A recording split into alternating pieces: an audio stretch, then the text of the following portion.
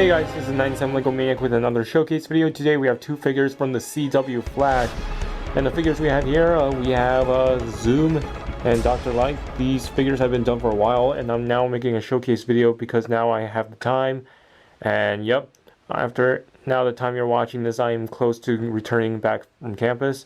And yeah, I have like a lot of customs planned out, and I just want to get these guys out of the way because you guys love my CW customs a lot. So without further ado, let's move on to the showcase video.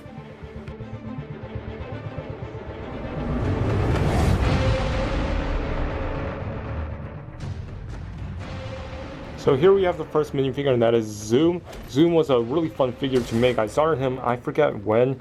I think I started him near Thanksgiving break or a little bit after that. I don't remember.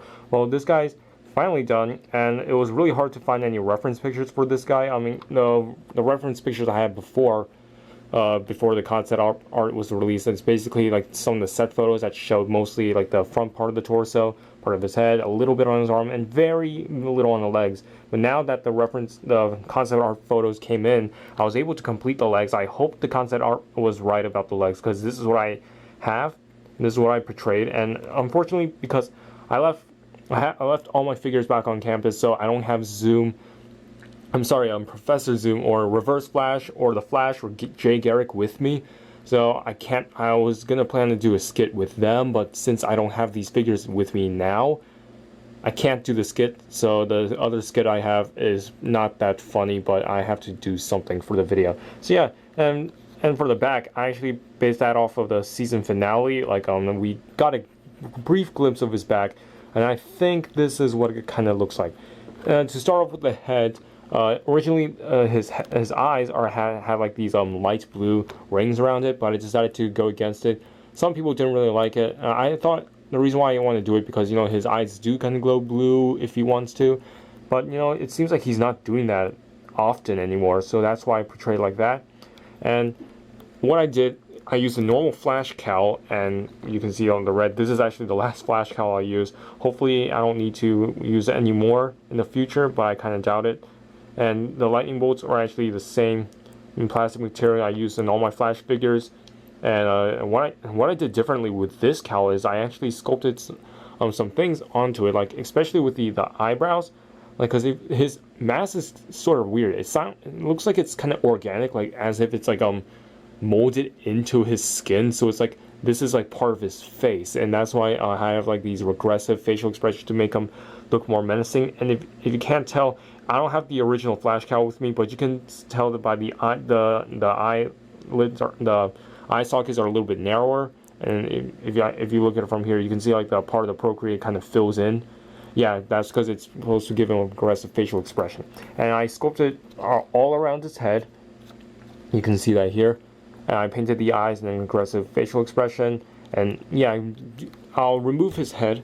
You can see all these like gray lines. I was actually not using. I actually didn't plan on painting all these slits gray, just leaving them black. But the thing is, they don't really stand out that much, so that's why I painted it gray. So that way you can see the lines clearly, and you can see that he looks like a scary demon.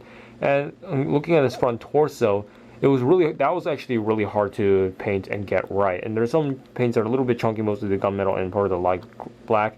And the lightning bolt was so annoying. That was the most tedious paint work. And if you can't tell here, around his legs and his arms, you can see like these like chunks of paint. These are actually 3D, and those are actually with gloss paint, and they leave some sort of a little 3D like bump marks. I used it with a toothpick, and you can see it creates these unnatural bumps, and that's what I formed here around his arm. So you can kind of see it. Yeah, you can see like on his shoulder pads, his arms, his legs, even his legs has it. You can see all these like, unnatural dots that doesn't look that even.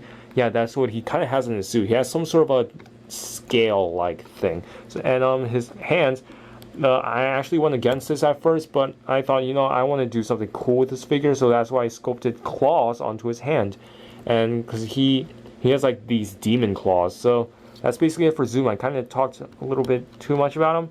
He's one of the most scariest villains I've ever seen on TV. He's not scary he's not that fleshed out like Kilgrave or anything, but he's definitely the most menacing villain. Probably much more. He's probably more scary than Eoborn Thawne himself. So moving on to the next minifig.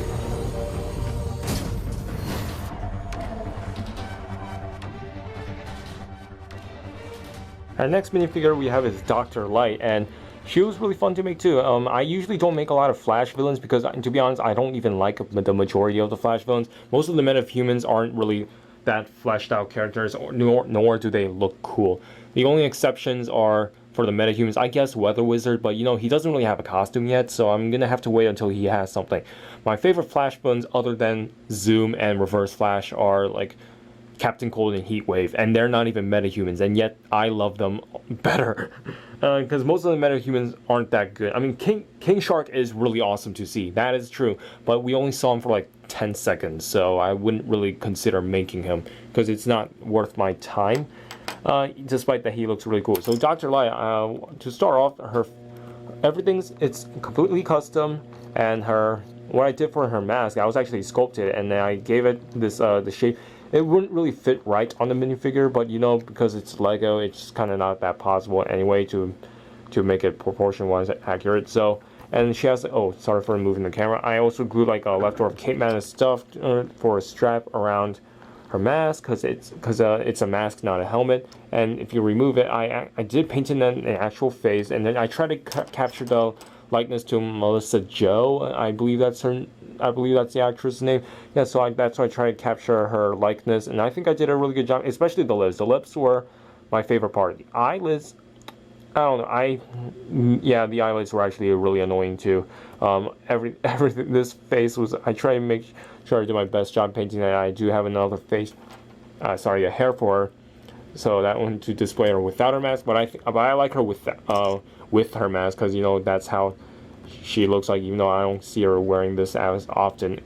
Comparing to her Earth 1 counterpart. The Earth 1, Earth 2 is kind of confusing. And this trench coat was actually modified Cape Madness, and what I did, this was originally a white Cape Madness trench coat, but then that was when I ordered it, because I know I was going to make one for her.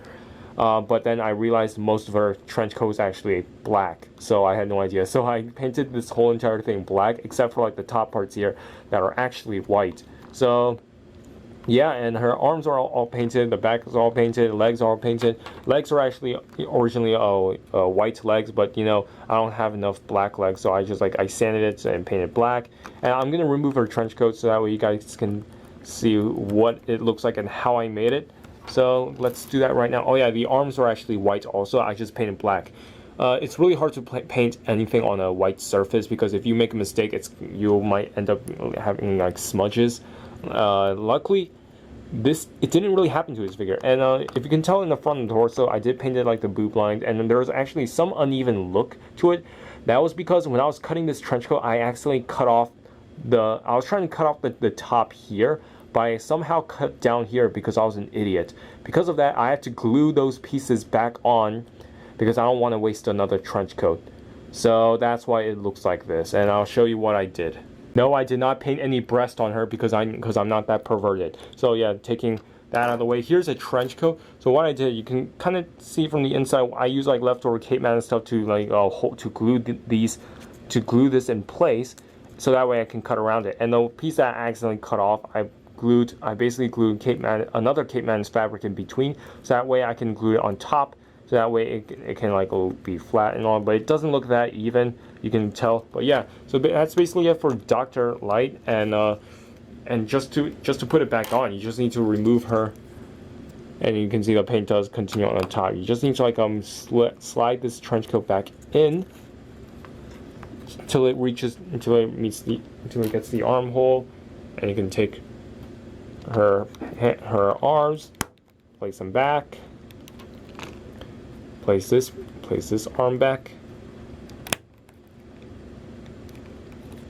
and yeah. So yeah, that's basically it for Dr. Light, and I really love how she turned out. I especially love her face. Her face is actually definitely one of the best painted face I made for a female character. for my best male character, I say so far it's General Hux. You guys don't see him yet, but you will. I actually did painted a face for him. So we can conclude this showcase video, guys, and let's go. Go on! Say something!